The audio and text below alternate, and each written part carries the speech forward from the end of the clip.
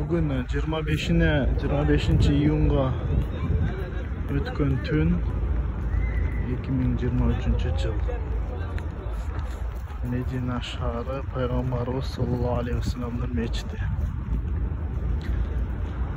Эртең бүрсү күндөн баштап ажылык күндөр башталат.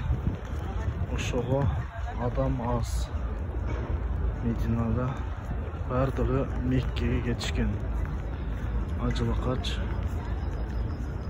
Ошого адамдар өтө эле аз. Калгандары ошол эртең кетишет Меккеге. Ажылык кылам дегендер.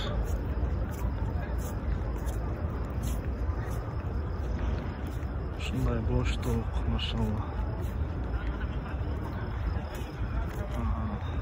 Жакка салам, пайгамбар саллаллаху салам бергени. Киргенде да орун бош. Берки Раузага кирип намаз окуй турган жер да бош. Шанстар көп болот экен ажылыкка 1-2 күн калганда. Эртең кайра эле ажылык бүткөндөн кийин адамдар бардыгы, ачылардын бардыгы бул жакка агылып келишет. Анда дагы көп шанстар табыш кыйын болуп калат. Ошол ажы баруучулардын ушул акыркылары бардыгы эртең саар менен кетсе керек.